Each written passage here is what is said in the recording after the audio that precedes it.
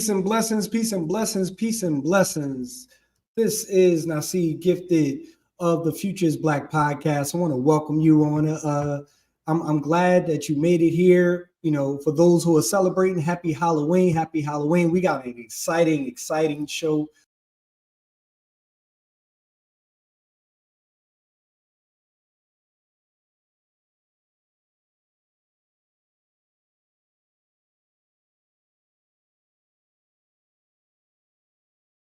Oh, sorry about that.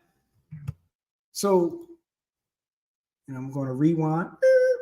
So we have an exciting show for you tonight. We definitely do have an exciting show for you tonight. This is, and I don't even believe this, we're at episode 31, Tech Guardians, the intersection of law enforcement and technology, explore the dynamic landscape where law enforcement and technology converge, reflecting on the implications, challenges, and possibilities for modern policing in a digital age. So we have a phenomenal guest that's going to be touching on a number of these things, and we're going to have a nice, exciting conversation about how law enforcement and tech are meeting, hand in hand, and then also the future of all of this stuff that's going on. So a lot of people don't know. We see a lot of this stuff in sci-fi films and movies and everything, but there is some, technologies that's being used throughout the world and everything. And we're going to be talking about some of that stuff tonight and how is it going to help the Black community or if it's actually going to hurt the Black community, because we're going to talk about the ethics of all of this policing and everything as well.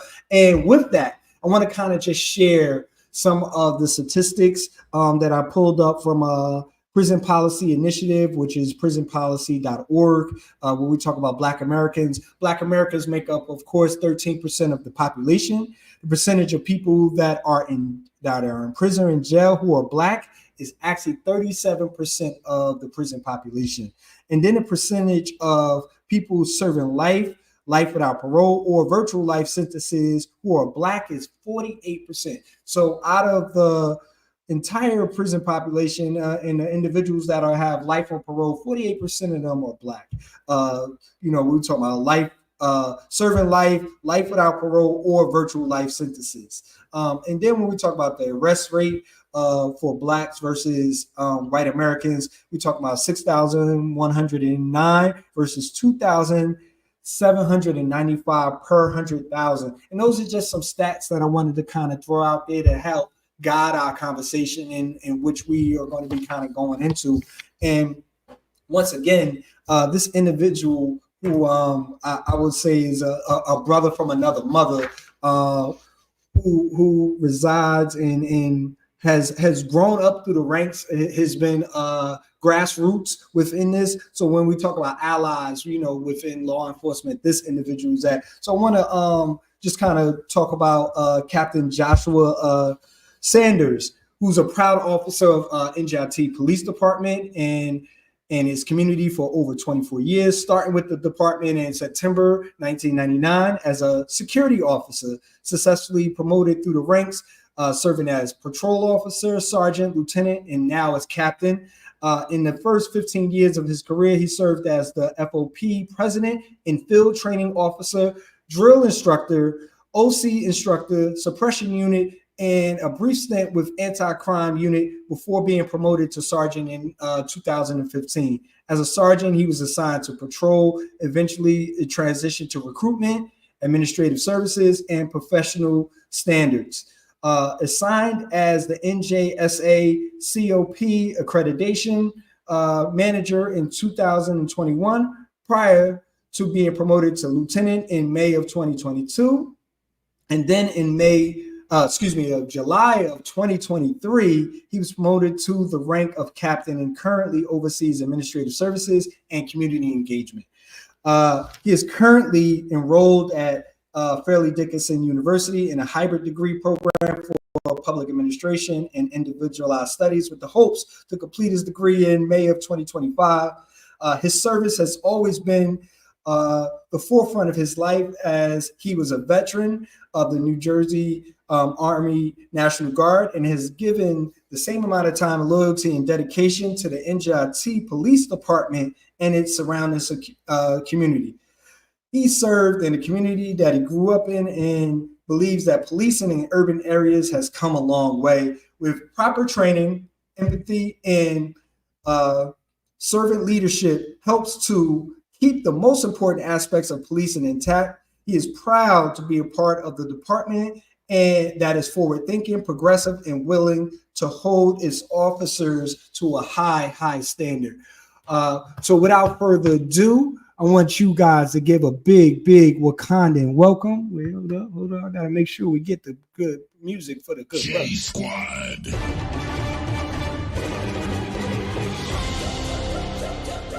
All right, so I want you guys to give a big Wakandan welcome to Captain. Once again, I want you to give a big Wakandan welcome to Captain Joshua. I call him Josh, but Captain Joshua Sanders. Give it up for him, y'all. Give it up for him. Welcome, brother. Peace. Welcome. Peace. How's everybody doing today? All right, man. Thank you for joining us on the Phocused Black podcast, man. I know this is a topic that me and you both talked about. And I know when you introduced it, I said, wow, man, that is something that we definitely need to talk about. How we talk about when we talk about the Black community and we talk about the divide between, law enforcement and the community and everything, and you being one of those individuals who was grassroots and community oriented in your practices and your philosophy and everything, and then how to kind of bridge the gap of law enforcement. I know we have this adverse relationship, when it comes to law enforcement and everything, when we talk about, Black Lives Matter and police brutality and all of these other things that are, inflicting the Black community and everything. But when I look at you, I look at you as an ally, an individual who grew up in the community in which he's serving and is actually looking to make a change and make a difference in what they're doing. So, I mean, I know we talk about technology all the time on this particular podcast, and I was excited to learn, that there is a ton of, different technologies that is enhancing, law enforcement and everything. So whenever we talk about the evolution of law enforcement and how we going from, like body cams to predictive policing. And when I talk about predictive policing, just for a reference point for the audience, we talk about stuff like Minority Report, right? So in Minority Report, where they could predict that a certain crime would happen, so using artificial intelligence in the movie sense. But now we are so close to using this type of technology, within the modern day world for this digital age and everything, and how we take big data and make predictions, look at trends, and be able to, predict or make inferences about, where hot spots are and various other things. But I talked enough. I want to kind of hear from you, brother. Well, first, thank you for having me on this podcast, man, and seeing. I watch you guys all the time, and I've been following you guys for a while. I've known you for 20 plus years. We grew up together on the campus of NJIT. Just in general, I'm from the South Florida North. I grew up in between White Terrace and Walcott Terrace. This isn't even something that I dreamt of doing, right? Like being a police officer isn't something that I dreamt of doing. It kind of happened for me. And I said once I was in a position to do some things and make some changes, I would. I know that we like to march and we like to complain. But for me, getting into policing, it meant that to change things, it meant changing policy. It meant instituting things that would help the community and taking a job in the community that everybody tends to not want to do, but someone has to do it. If you're not the person taking that job, then somebody else is going to take it. It may not be the person that you think should have it or you desire to have that position. But once I was in this position, I understood the gravity of it. And here we are now, talking about Afrofuturism, law enforcement, and how they intersect. And just thinking about those things, man. I'm saying, now, not me per se, but policing has come a long way in reference to technology, going from whistles to call boxes, from call boxes to one-way radios, which were UHF, switching from those into the two-way radio systems, cell phones becoming popular, just the myriad of things that we're doing now in law enforcement kind of transcends, and we're living in those Jetson type areas all of the time. We always talk about flying cars and things like that, but a lot of the stuff that we saw in cartoons and sci-fi films at the earlier stages are happening right now. No, that's wild. And we got some people tuning in. We got some people tuning in, so I'm gonna definitely give them a shout out. Daily Dane, he's the GOAT. Okay. That's my All man. right. I thrive on family, so I made sure that family was able to see me do this. It's an important topic. You and I, we always talk about how far things have come. Your work in STEM, anime, promoting things, the things that you guys have always held close, but most people don't think exist in our communities. We are just as much sci-fi geeks and everything else as everybody else. Anime, Comic-Con. You were just at Comic-Con not too long ago. You got your own.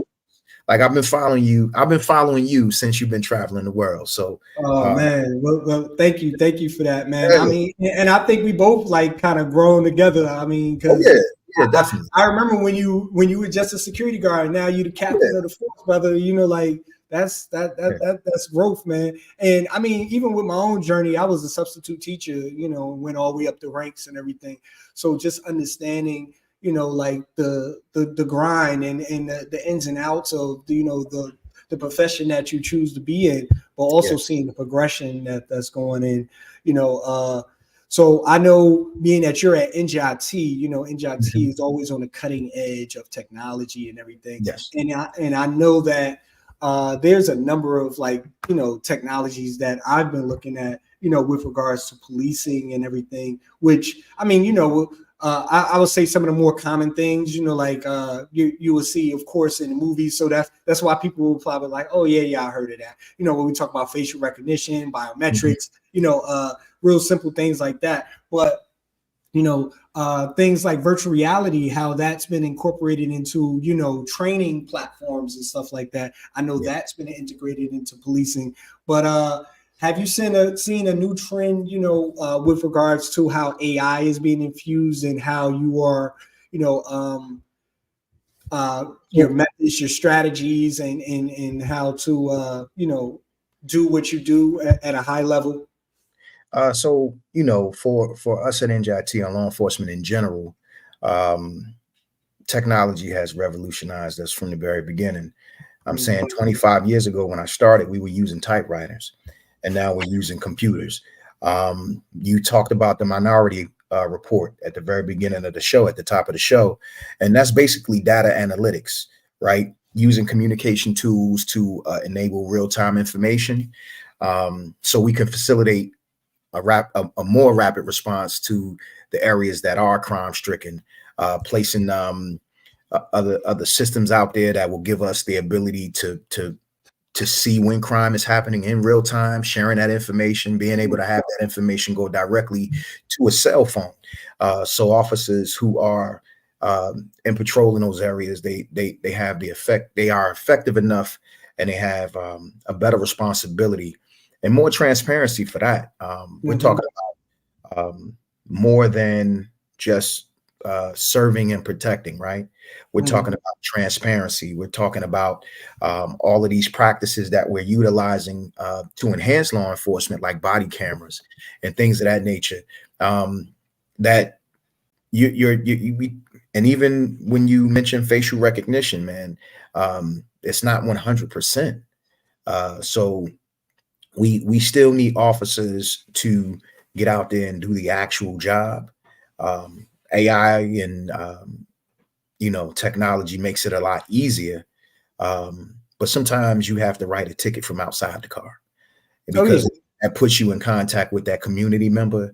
And every time you pull an individual over, it's not to punish them for that. It should be to educate them as well, because it's not really about a number thing, So just trying to break stigmas, learning from the mistakes of the past, and kind of going forward, looking at all type of things that, evidence collecting, DNA analysis, making sure that those things work and are in place. So if we're collecting and we're collecting the right individual, or the person who, because sometimes things get askewed and you might just be at the right place at the wrong time, right? But that DNA analysis will help to keep you from being incarcerated and becoming a part of that 37% that you mentioned again at the top of the show. So no, definitely. I mean, in the human factor, which is what a lot of people do not, take into account. When you talk about artificial intelligence, there's no conscious with that, right? They're just looking at the law, and then they're assessing, all right, are you breaking the law? It's on and off switches, right? It's just on and off. So it's no gray area. It's no situation. It's not looking at the actual parameters that are implicating the situation that's going on in there, and that's where people have to make real-time decisions and everything to assess the situation and kind of. So I definitely do appreciate when people go above and beyond to be able to make those decisions and be a part of that, and especially when they born and raised and come from the communities in which they have a different lens, they have a different perspective on how policing should go within the community and everything.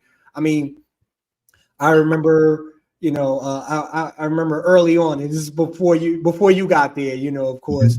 But there was an adverse relationship between the police department, at NJIT and the Black student population there, where, I mean, I remember just going in, me and a couple of our friends mine were going in through the back of Hazel Center at the time, and, got pulled over, stopped, frisked, put on the ground and everything, and we were students on the campus and everything. And, and just to feel that and just to understand that, like, look, and to be in a community, for those who don't know, NJIT is in Newark, New Jersey, and to be in your own community and feel like you're still not safe within your own campus. But of course, that changed over the years.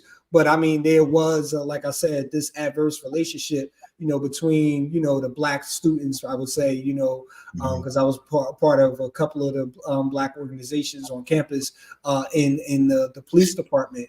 And then, individuals like yourself and Tracy and Mo and, and some other individuals who came on board kind of like, made relationships with, the population and just had an understanding of what's going on and know that we were all on the same journey. That was pretty much. What if I told you I experienced the same thing at the Hazel Center when when I was a kid? I believe one of the guys that's online today, a friend of mine, Mike, he could chime in on this as well. We were carrying records for Crime in Mustafa. Wow. At the Hazel, we did a party. A friend of ours did some donuts in the parking lot, and we got pulled over by two individuals that I later worked with as officers, and we experienced the same. I didn't even know NJIT was a thing. I'm gonna be honest, I thought NJIT was Rutgers. Yeah, I didn't even know NJIT was a thing. And then 5 or 6, 7 years later, here it is. I'm right back at the campus working. I know you mentioned facial recognition. Yes. A little while ago, and how AI is doing things based on that. In some cases, depending on the software and how it's written, man, that can drum up potential biases as well, Mm-hmm. specifically in our communities. And most times in general, especially when individuals aren't necessarily from your community and they're policing your community, the things and the tactics that they use um, uh, don't necessarily, I mean, when I first became a cop, my indifference was high. It was easy uh, to see a person looking in a car and say, man, he might just be going to see a girl and cleaning his eyes. Right. It wasn't always that I understood how crime actually takes place, or why it would take place, or what opportunity, motive, and desire, the three pillars of crime. Those are the three pillars of crime, but motive, opportunity, and desire. If you're missing one of those, then you don't get to have a crime at all. There's just a lot of folks carrying all three at one time. But now we're talking about having individuals living in these areas. We're using all type of technology like facial recognition, and I could just use, put us in a place where we are disproportionately targeting individuals and in those communities specific, because we might be rich in money and not rich in politics or rich in, in the engagement portion. So, that could produce an imbalance. And now we're talking about ethical considerations, inside of the law enforcement practices. Now, as you stated in my bio, I am a part of professional standards. So I'm the police's police. I think that officers should do their job. And when they don't do their jobs, I think they should be punished accordingly. I grew up in that type of policing, but I also grew up in the type of policing that would allow individuals to do almost anything to accomplish their goal, whatever that might have been. And that would have include, talking or slighting individuals in the neighborhood. But as a police officer, you're doing things on a constant basis. You have a lot of power, man. We're talking about ultimate power in some cases. But we're taking civil rights. We're not taking human rights. Right. So when we talk about human rights and we're talking about how these things work and how it can be a balance and innovation and ethical considerations, we're talking about putting ourselves in a place where one of two things can happen. Either we can undermine the community, right? Or we could create trust issues in the community more so than what we already have, because we're talking about from the ages of, daycare. If you walk past a police officer and your child, if you don't be good, the police officer is going to arrest you. You know what I mean? So we're talking about stigmas from all the way being that young, right? So now we're talking about placing innovation on top of those biases, innovation on top of those, and we're talking about just basic common stuff. And if there's no transparency in policy, if there's no accountability, if we're not getting out there, like, I don't believe in the term community policing. I think that's a passé term. You can't police the over policed, right? Like, we got to stop talking like that. We have to start talking about the engagement in the community and not operating in a silo, and remembering that we're melting into that community as well. We're talking about mitigating risks, not because, not only mitigating risk, but mitigating crime, because we have relationships, not because, we out there policing or we got on a uniform or we're the best. Nah, that doesn't work anymore. That doesn't work anymore. So we're talking about enhancing public safety through innovation, technology, and protecting both the citizen and the police officer while they're trying to, do their job, which is one of those things that we're talking now. We're talking body cameras. We're talking about pole cameras. And what comes to mind for me mostly is when that Scorpion unit had found that young individual and they followed him from the motor vehicle stop. I believe that was in the young man. They beat him under the light pole. Oh, okay. Memphis, was that Memphis? Yeah. Memphis, they had the Scorpion unit out there, and when you took the acronym and you put all the letters together, it was like a Scorpion, but it was really like it was like, oh, safe policing and da da da da. But when you took all of the wording from behind it, it was Scorpion. Now, a million times out of the day, these individuals it had to be a million Hassans that they already did. It was just that one night that they got this one individual. The thing that I didn't like about it is, rather than to send people to stop that from happening, if you look at the videos, the cameras go from being off of him to being on him. And we talking technology. Yeah. So they knew where he was. They knew what he was being dealt with, and no officer still came. Yeah, and that's what I was going to ask you about. So with the advances in technology, has that helped with your response time to, when we talk about prevention of crimes and everything? Mm-hmm. And then yes. Also, can you kind of like, I mean, of course, I know you can't get in specifics, but, any times that, like the technology has helped solve, some of, the crimes that you have been dealing with? Okay. So again, from the, we can definitely talk about all that. That's not a thing. Mm-hmm. In reference to how that technology helps to solve crimes, man. Right now, a while ago, a young man was shot and killed in a NJIT fraternity house. Mm. He was followed from one of the local stores on Bleecker and University. He had went out for some cigarettes. Individuals had saw him go in the house. They barged through the door, went up into his room, demanded money, and shot him in the face with a small caliber weapon, leaving the home, getting into their cars, and then driving away. Now I can talk about this now because it's done and over with. The case was solved, but us NJIT police assisted Newark in finding that vehicle. Its pattern of travel, and we're talking about from street cameras, doorbell cameras, and at the time, red light cameras. Followed that vehicle to no end and was able to close that case out within 24 hours. Right. So that's just street cameras. And so we have access to all of that. You can pick up someone doing something off the ATM. Right. So we're talking about, I mean, it takes you a little time to get a warrant for it so you can get the search for it, but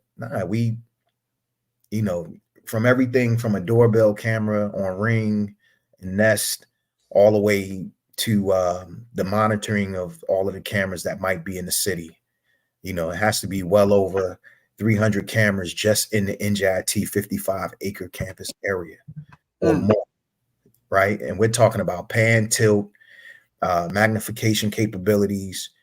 And that's not even talking like if we put drones in the air or, we're just talking regular basic stuff. Wow. So I'm just want to pause on that real quick. We just want to pause on that and just let everybody know you're tuned into the Futures Black podcast each and every Thursday, 8 p.m. Eastern Standard Time. Today, we're talking with Captain Joshua Sanders of the NJIT Police, and we're talking about, tech guardians. We're talking about how the intersection of law enforcement and technology, and we're just getting into some of this stuff. And one of the things that you definitely touched on, and I know, behind in the backstage, we were just getting into this, but you were talking about the drone technology. But before you get into that, I just wanted to kind of, when we talk about the ethics and everything, like with the whole policing, I know you just mentioned that it's like 300 and something plus cameras that just on the how many acres is NJIT again? Well, NJIT is wrong. So, I mean, when you were there, it was probably 40 plus acres, but it's around 55 acres. Oh, 55 acres. Wow. I didn't realize it was that big. Wow. Okay. Well, so 55 acres of that campus and everything. Yeah. So, I mean, for those who tuning in, make sure you don't do nothing on NJIT campus. That's what I'm going to tell you right now. Don't do anything on NJIT campus. You will be caught. And we try to keep you out of jail, so just stay away from there and don't do any of that type of stuff. But going into the whole drones and everything, and I know one of the things, and one of the misconceptions, or one of the media plays, let me just say the media plays, we think about drones, we think about drone strikes, we think about the missile launches, we think about drones being used for assassination attempts, like this is the public norm of what they think of when they think about drones and everything. But there are some uses that are, being used on a, law enforcement side that is actually looking to help and support, when we talk about law enforcement and everything on a positive level. And I know that you were just speaking about some training efforts and stuff like that that's supposed to be happening, and that you're coordinating. Yeah. So recently I've been placed in charge by Chief Kesselman of the first drone program that NJIT has ever had. We had a lot of help getting that up and running from the Essex County Prosecutor's Office, the city of Elizabeth, and their director over there, Director Graves, and just getting to see all of the capabilities of what drones can actually do. Now, we have a twofold thing. Now, we do deploy drones for surveillance and things of that nature, but we've also partnered with some of these other agencies prior to our program starting to help stop suicides. Probably one of the bigger things that happened on a college campus, very much like NJIT. We're talking about individuals who are away from home for the very first time. They're experiencing the pressures of school, because NJIT is not easy, that. And and then on top of that, the pressures of their parents, because they might be first time individuals. You're right, Mike. Men do and it is a tool. But we're talking, we were able to utilize drones with Elizabeth to help for them to help assist and find an individual who had called in that they wanted to attempt to take their life.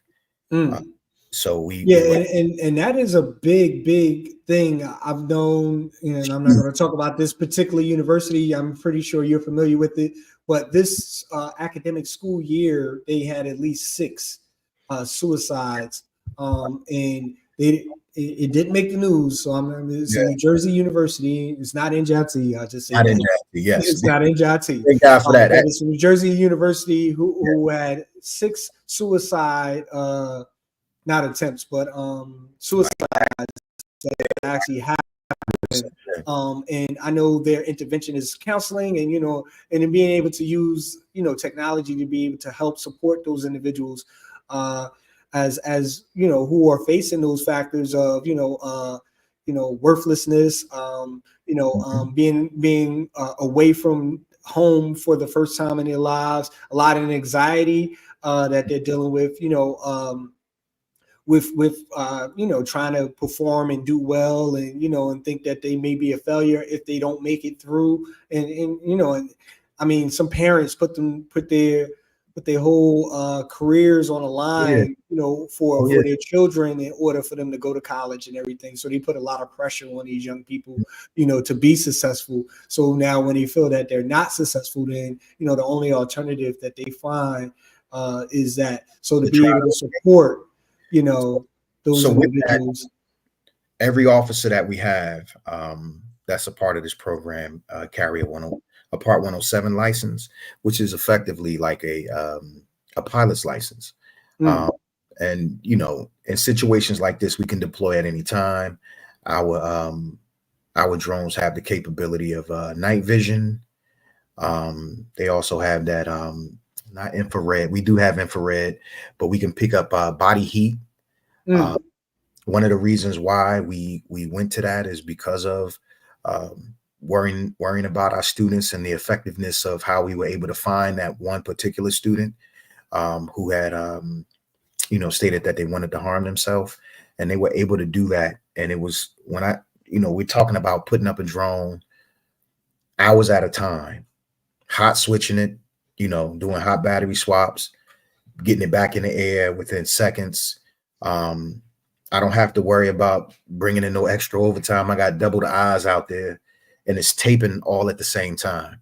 And we still have the ability to zoom in to the point I can see the color of your eyes.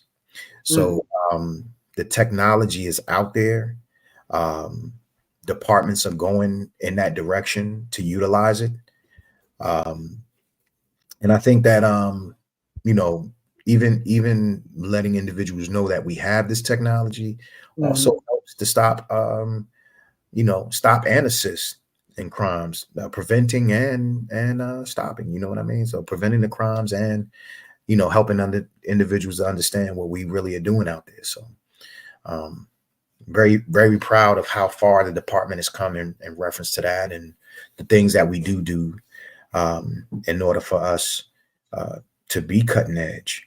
But a lot of that has to do with the leadership that we have and the ability to hear the individuals that work for you, so that a lot of these younger people that come in, they ask for these things. They talk about these things, and now you want to give them these same tools that they can utilize on the forefront of policing and in their personal lives, because this is something that they may be doing on a constant basis. I grew into a cell phone. They was born. Yeah, definitely. So when we talk about policing and leveraging these new technologies, so I mean, I write about this in my graphic novel series with P.B.Soldier and Jazen, the Rose That Grew from the Concrete. But we talk about like worldwide surveillance, right? Being able to surveil the world. But how do we balance like privacy concerns with the need for this advanced, surveillance tools and stuff like that? How do we? And then, I mean, from an ethics standpoint, how do you? I mean, not you, but when we talk about law enforcement, balance those things as well. Transparency in the policies, man. Accountability versus engagement, and trying to mitigate the risk while enhancing public safety. It's not a like the Mike chimed in. It's not about the it's a tool. Effectively, that's what it is. Like, if an individual is going to pervert it, now we're talking about misuse, right? Policing had went through that a while ago. You had officers running license plates because they wanted to know where the girl lived. And we're talking about earlier technology versus, so we talking about ethical concerns. They see me and they look in my window while they're doing this, and are they taping me, and why are they flying that so close to my home? And so when you start to when you start to do things like this, you got to make sure that your communities don't feel targeted. And sometimes having these tools are secret in the larger places, but for most persons in most super urban environments, these things are being used by their own people as well as and so without transparency, you find yourself lacking public trust.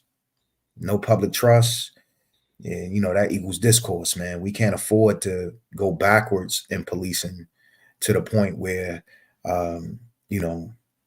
we're talking about individuals being hurt for no reason. Like there's no real reason for that anymore. Not in police, there's no room for it, period.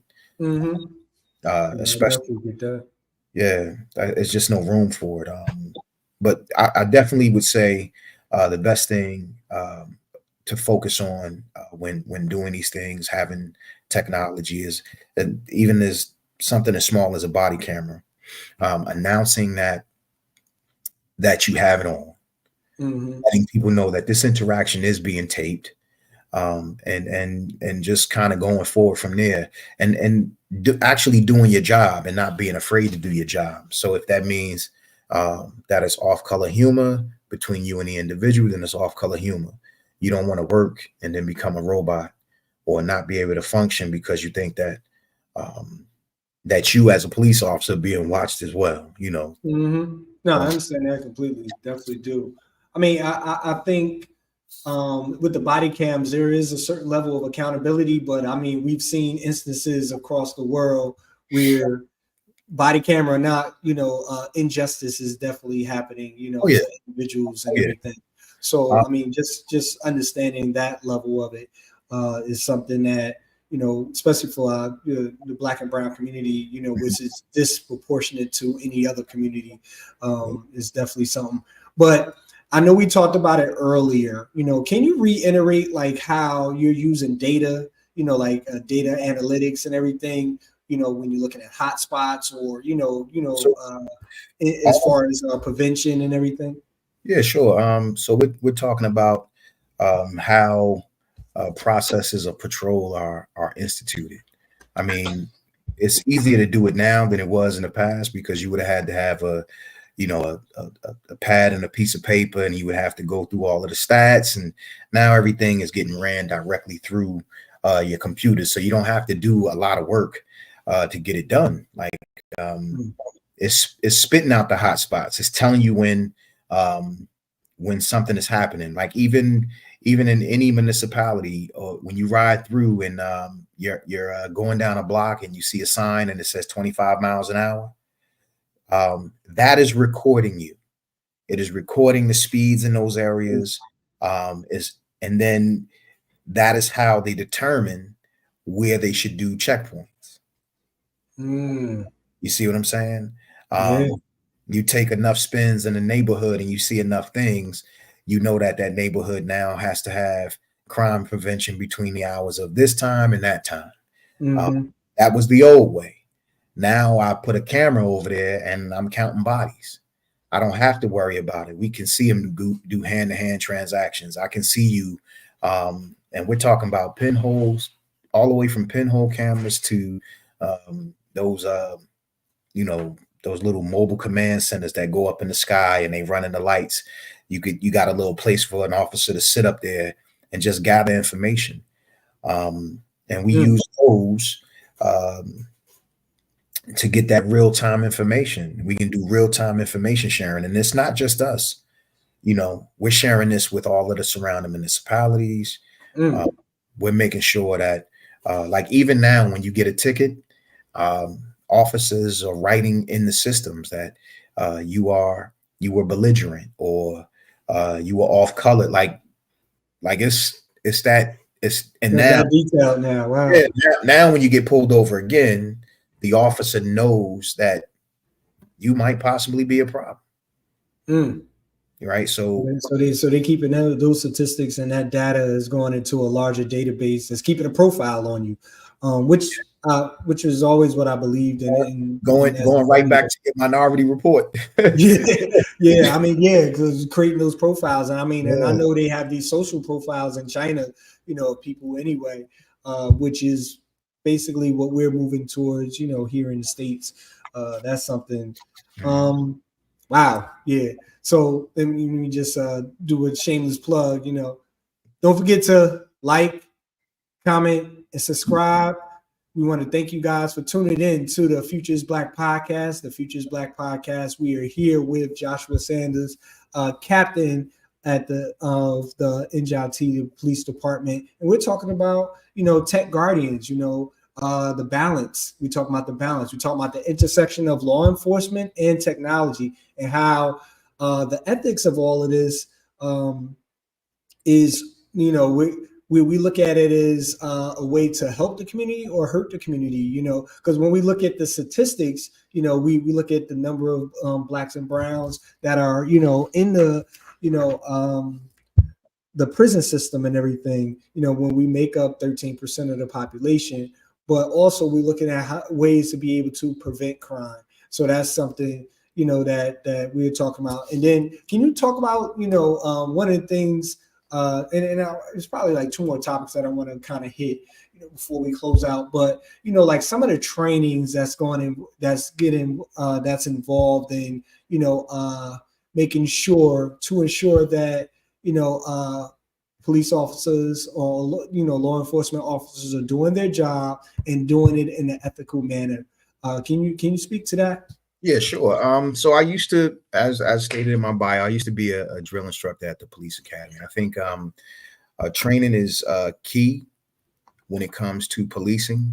Um, it takes an individual 75 times of doing something before it becomes muscle memory. Um, and if they are not doing it in a manner that's already um, working. Now we're talking about that happening, coupled with an implicit bias, something Mhm. that they're not even aware of. Um, and then that perverts the training. And now you have an officer who's outside and they're doing things that they think are correct and may not necessarily be what they should be doing. Right. So, um, a lot of what we experience in policing with individuals who don't do their job correctly is more about the individual and not about the training. Mm. Either they're afraid and everybody is going to have the same reactions, no matter who they are or what they have on. Right. So either the badge will amplify the attitude. And if you was an asshole before you got the badge, you're just going to be a super asshole. But the three things that we're talking about, much like the crime. I lost my train of thought. I apologize. I'm talking about training. Yeah. Bam. All right, I'm back. Sometimes, man, you go on a tangent and you forget. But um, when we go through the processes of selecting officers, and we're talking about starting at the very beginning, people have an innate ability to disguise themselves until they get exactly what they want. And that holds true in law enforcement as well. Um, Not just NJIT, because most people think it's a campus and you're not experiencing anything. Because it's more than just college students. We're talking about policing 2.0. At the end of the day, when the college goes from 18,000 um, individuals on campus to 3,000 individuals on campus, we just inherited the 22 the 22,000 individuals who live in that neighborhood. And so we make sure that the officers are not only trained in the tactics that they need to survive while on the street, but also, again, going back to what I said from the very beginning, we're talking about civil rights versus Mhm. human rights. And we make Mhm. sure that the officers that we are training, the officers that we are putting on the road, and the officers that are going to be in our community are doing the right things across the board. And if Mm. they can't do the job, making sure they don't do the job. Mm. And when they're unable to do the job, making sure that when they try to get another one, they're unable to, because we're telling individuals, hey, here's their records. This is what they did. They don't deserve an opportunity. And now, for us at NJIT, we have had a hard go retaining individuals um, from the beginning, but we are moving in a direction where we have officers who embrace uh, servant leadership, who embrace positive culture and want to be a positive impact, not only on the student body, the faculty and staff, but also in the communities that surround us. So that without that training, without empathy, um, we don't have officers at NJIT that care. Mm. So me particularly, and the individuals that I came up with, we are now in charge of that department, and we seen what didn't work. We know what type of policing doesn't work in the community. Before I became a police officer, I ran from police officers, right? So I'm not, and I was running for no reason. I didn't even have a reason to run. I was just trained to run, right? Mhm. And it doesn't make sense for you to be somewhere, not be from there, and then still have individuals, um, you know, try to look for ways to get over. I didn't wake up a police officer. Yeah, I woke up, you know, I woke up black first. I get like when I don't have a uniform on, I get to be black. I'm proud of being an African American black individual in this country. with at least some level of success and an ability to inspire and help others in policing. So, and then making sure that the things that we do going forward with our department, especially in the realm of technology, are working for us at the department and the community. So we have that consistency and the transparency that we need in the community.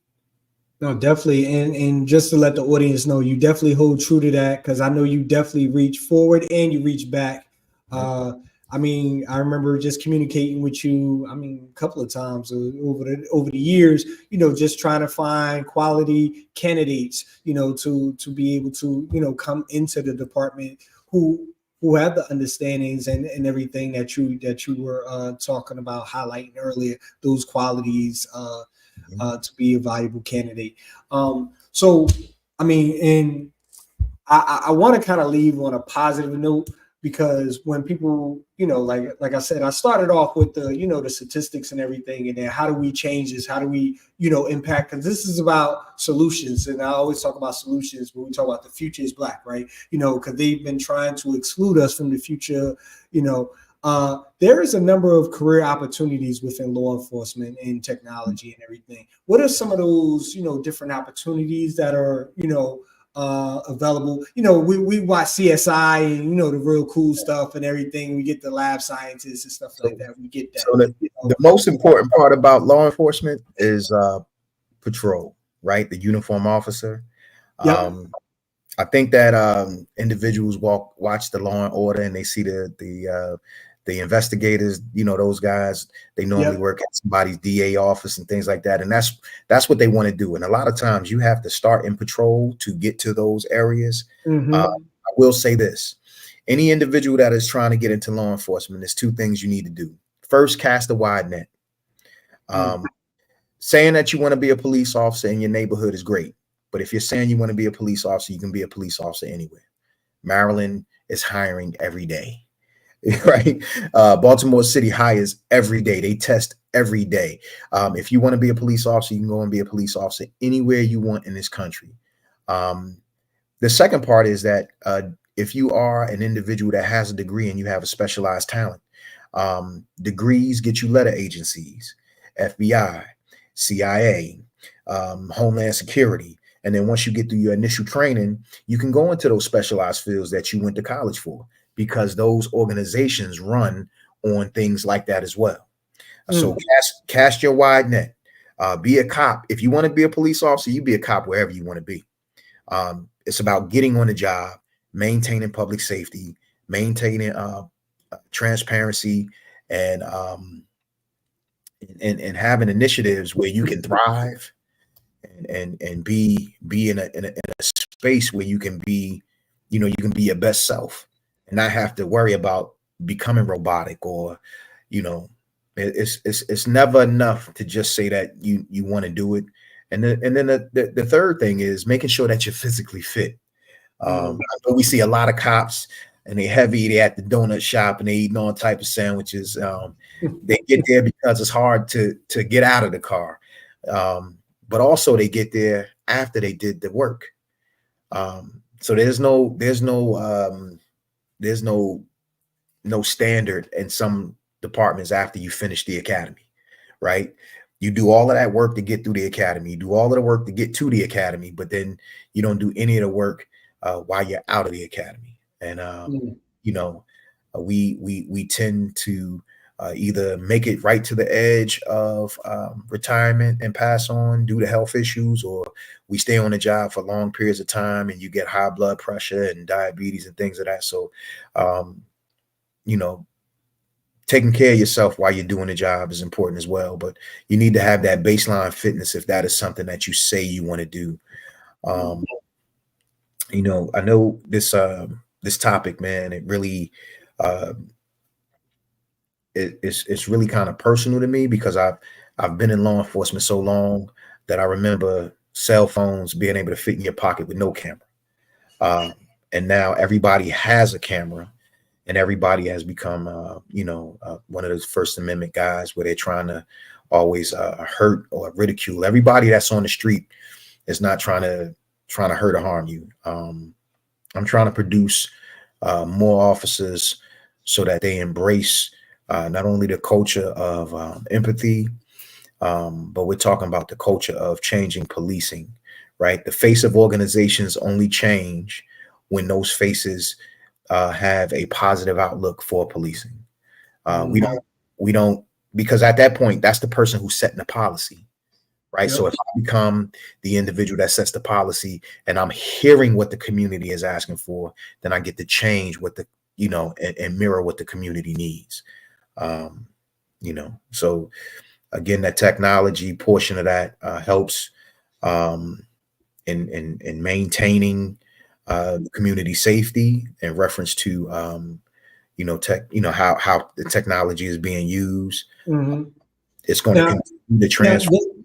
Yeah, and just one quick question, have because I know we did a podcast and we talked about tech layoffs and everything because there is a influx of technology within law enforcement. Have you guys been experiencing layoffs because of the replacement with AI or any of those things? Or policing will never change, man. In reference to that, I mean, you will have more, not layoffs. You'll have more retention issues before you have layoffs. Even if you talk about police reform and things of that nature, I've only seen it happen once in New Jersey, and that was in Camden, where they took over all of the municipalities in Camden County and turned them all into one department, getting rid of individuals and having a mass exodus of individuals going into retirement because they wanted to change the prosecutor and them down there. They needed to change the culture of those departments. Not, having people who had been on the job for 15 to 20 years come back and interview to take baseline positions. So, that was the only time I ever seen reform in action in New Jersey to the point where it changed the face of a department, so much so that they were able to place individuals back in that department to help it function the proper way. There's no department in urban centers in New Jersey, if they don't do the right things, man. They have things coming for them like consent decree and or being taken over by prosecutors' offices because they don't do the right practices. And it's almost impossible for policing to continue at the rate that it was, in that overseer mindset. How do you get officers to hear your voice in the community, advocate for these policies? Oh, it's possible. You take the job. You go through the ranks. And if you're not taking a job, someone that from your community should take these jobs. We are only as strong as the individuals we could do all the marching. I say it all the time. We're going to do all the marching and we could do all of it. But when those policies are concrete, and who's enforcing those policies? Exactly. Nothing changes. Who's enforcing those policies? Yeah. Who has the empathy in the lens of our community to be able to, understand what's going on? I mean, when we talk about crime and punishment, the school to prison pipeline, I work with young Black boys, Black and brown boys each and every day. And we talk about how suspension is the pathway to, the prison system and all this other stuff. But how are we being restorative? How are we adding value to, allow young people to make mistakes, but, having consequences and standards, that set them up, not for failure, later on in life, because we know that whole revolving door, once they get into the penal system, but having opportunities to be able to restore and correct, some actions that they're doing and not being penalized for something that they do at 16, 17, that's going to affect them for the rest of their lives. Right. Those are the things and standards that we definitely need to instill, not only into, our young people, but, into, officers and everything. I see that when we talk about, just being community. Yeah, But that was a phenomenal question. Anybody else before we close out have any questions or comments that they want to add? This is the Futures Black podcast. This is the Futures Black podcast. You're tuned in each and every Thursday. This is episode 31, Tech Guardians, the intersection of law enforcement and technology. And and we're here with Captain Joshua Sanders of the New Jersey Institute of Technology Police Department, who is a lifelong individual within the community who grew up in the streets of Newark, New Jersey. Just for those who need a reference point, Newark, New Jersey, not Newark, Delaware, or anything. But just know that. Delaware is Newark. yeah, Newark. This is Newark. Newark, one syllable. RK. Say it like that. And that's how you know if people are from Newark or wherever else they're from. It's one syllable, like it's spelled Newark. But it's one whole syllable, Newark, like Fort Newark. That's how you pronounce it. That's how you do it. So. I want to thank you, brother, for not only being an upstanding individual, in life, but being a father and everything too, man. Being that role model for individuals, not only in your department but for the community, man. I know we didn't talk about your family life or anything like that, but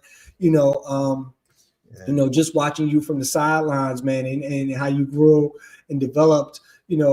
It's funny because I'm like, our journeys kind of paralleled each other, with me going into education and then, you into law enforcement and everything, from patrol to all the way up to, now captain, that's actually an excellent opportunity for people to see individuals like yourself doing some really, really phenomenal things and then just having morals and standards that are high and I'm gonna say community oriented. I think that's just how you are built, what I'm saying. But for those who just don't know you, I'm gonna just say community oriented, because you want to embody and envision the community that and model the stuff that you want to see in your community. And I see that in the standards of what you do, with the individuals that you are working with each and every day. Yeah. Thank you so much for having me on. Lifelong friend. We bounced. You make this real easy, brother. You make this real easy, man. Look, I've been talking to you for the last 25 years. Man. I have the ability to go ahead and leave policing now, but I'm not ready. A good friend of mine, Terrence Hunter, retired Army lieutenant colonel, told me that the job will knock on my door and let me know when I'm not needed anymore. So I'm waiting for that knock. And until that happens, I'll wake up every day. My philosophy will always be that if you live in a community, you should work in that community. You shouldn't have to drive 40 minutes away to do a job that you can do right around the corner from your house. And then just to touch back on what we've been talking about all night, while technology is powerful, it's not a cure-all. Adopting new tools and it doesn't guarantee like success. If you're not utilizing it the way that it needs to be utilized, it's almost like not having those tools. And we need to consider how technology fits into place with law enforcement. And we need to maximize the overall strategies and how we put them in place.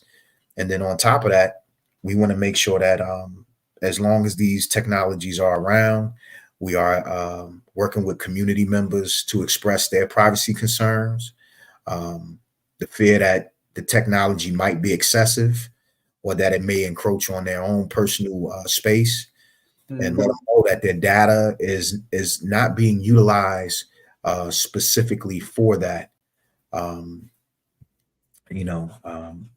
just to know that trust remains crucial in these discussions. And with that is the empathy to hear the individuals who have these questions and to help groups that are disproportionately, apprehensive not only with technology, but with policing, trying to bridge those gaps and make it a lot easier for you to acknowledge the decisions that police departments are making going forward, and the methods that they're utilizing to put these methods in place. So again, man, I appreciate you. It's a beautiful thing to watch you do this, because I remember when you said you wanted to get into, you know, and to know that I was able to collaborate with you, and to watch your growth, you know, your personal and your professional growth. And my niece is on the podcast watching, and she is also an alum of Science High. And I was talking with her about you, and I use you as a reference point when I talk to students at NJIT, because I've seen a lot of come and I see a lot of go. Definitely. And I like to speak to the successes of the individuals who put in all the good work, the hard work, and they can actually see the success, very much like you said in me, you know. Oh no, definitely. I mean, and once again, I want to thank you. I mean, there was one question. I'm not sure if you actually have the answer to this, but it goes into the the additional notes that were added to individuals. How long does that? Do you know like how long that stays in their profile? I'm assuming it just stays there. So it stays and it can't be deleted. Yep. So I mean, and this is the information. And I talk to my young people about this all the time. And this is why social media is what it is, right? It doesn't require young people to get parental consent, because it is a tracking system. It is a way to be able to close doors to Black and browns. I've been showing them articles, with regards to, you get this 4-year ride to an institution like NJIT, but then, you do something on social media. I saw a young lady who had a gun, didn't have a criminal record or anything like that, but was flashing a gun. And that representation did not align with the ideals of the university. So they took away her scholarship, immediately. These things are what they're using to be able to close doors, being able to close doors. Now, is it right? No, but please understand that you have this First Amendment and everything, freedom of speech and everything like that. But and I'm gonna get into where everybody we talk about snitching, right? You guys are doing this stuff, and when we talk about the Essex County Prosecutor's Office, and I talked about this on another podcast. You guys are doing dirt in the streets, and then you're posting it online. You have video footage, you have all of these things, and you wondering why. How did I get the whole case solved? I remember the Essex County Prosecutor's Office would call me and tell me about individuals in my school who were gang members and who were affiliated and all this stuff that I didn't even know. But they were like, yeah, such and such goes to your school. He's a part of this and this. And he's with these individuals, and they just did this crime. And I'm like, wow. And how do they know that? Because you're posting this stuff on social media. This is a public record. This sits on a server. And when, just like with any other time, just like, I ain't gonna get into the whole Diddy thing, but when they want to take you down, this stuff all resurfaces. That's not go anywhere. It doesn't go anywhere.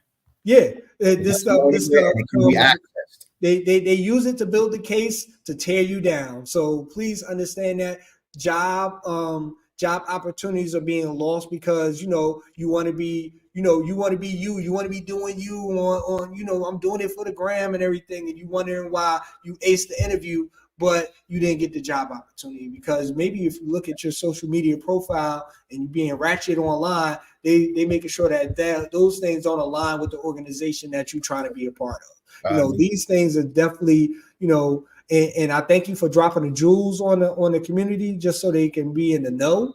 Now that what you're going to do about it, right? One of the biggest concerns I've always heard about police officers is that they get 6 months of training and then they don't go back for any more training. And then what most people don't understand is that after they get that 6 months, they have yearly trainings that they have to do from the chief law enforcement officer of the state. That's the attorney general. In addition to that, this past year or last year, police licensing was instituted. So in addition to you completing your 6 months of training and then taking training every year for the rest of your career, you now have to recertify to become a police officer every 3 years, which also goes over your social media and your your record and everything like that, like your licensing, like your regular driver's license, which is a privilege. So they are making the process of officers getting away with tons of nonsense. They're making it harder for them to be able to escape departments and go to other departments and do the same things that they did to get them kicked out of those other departments. So again, technology in its infancy now taking over and making sure, because they look at all of your social media, much like you said yourself, they're analyzing these things, and you can't delete it, because if you delete it, they make you reactivate it. Because it falls within that 3-year period. So there's no way to get around this stuff. And just, I mean, the rule of thumb, well, I mean, I used to always say grandma, but now we got to probably say great grandma, because grandma might still be at the club nowadays because grandma might be young. But if you posted something online, make sure it's okay for great grandma to look at and won't bat an eye and just be looking at you kind of crazy and looking at you, sideways. Please make sure that, because I have a story of one of my young people who was not in a gang, but was gang affiliated. And for those in the audience don't know what a gang affiliated, you grow up in neighborhoods, and because you grow up in certain neighborhoods, they have gangs that are associated with these particular neighborhoods. Because you grew up in that area, everybody in the neighborhood, right? So that's where you call gang affiliated. Now, being that he was gang affiliated, he of course posted this stuff on social media, prior to him taking the interview for his police exam and everything. 6 months, he erased his page, dropped his page, and put up another profile and everything. The first thing that they brought up when he went into the interview that he told me was this same social media profile that he thought he deleted, that was erased. At least what he thought. When you put stuff in your stories, you think it's 24 hours. It's just sitting on the server somewhere for somebody else to be able to access it. You just can't access it at the moment. But they do have this thing called memories, right? So the memories, like when it's a year anniversary of the particular story that you posted, for some reason it just comes up and shows you that, oh yeah, this is what you posted last year at this time. So it's sitting on a server somewhere, that you just, like I said, you don't have access to. Computer memories is like mailbox slots, right? When you hit delete, all you're doing is taking the label off the mailbox. So you can't find it, but it's sitting on the hard drive or on the server, in order for those data pieces to be able to be accessed by someone else of higher clearance at this point. And social media is a part of the World Wide Web, the internet. And like I said, do something that will disenfranchise you or your community, and they want to take you down, they will use that same stuff against you. I mean, they'll probably try to chop a little bit of this stuff against me if, they feel I'm too powerful or whatever the case may be. But I try to make everything public, and don't have, I have faith in the creator above, and do everything, with will and righteousness, so that's why, continue to push forward. But with that, we're going to close out, brother. Thank you once again. I want to give you your flowers while you're here, man, for being a servant of the community, being a servant of the, of your local community, of your family, being a role model and everything. And this is the Futures Black podcast. Thank you guys all for tuning in. Thank you for all of your feedback, your comments.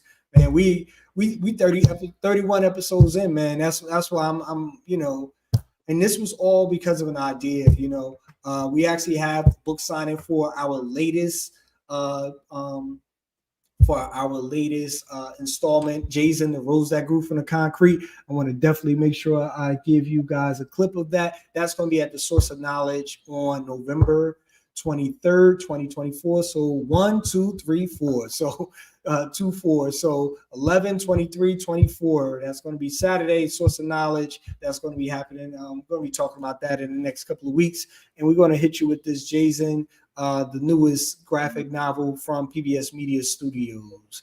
And once again, I want to thank you. My name is Naseed Gifted, and we want to thank Captain Sanders for coming in, showing up, and showing out, brother. We definitely appreciate you. I appreciate you. And with that, we're going to close out. Peace.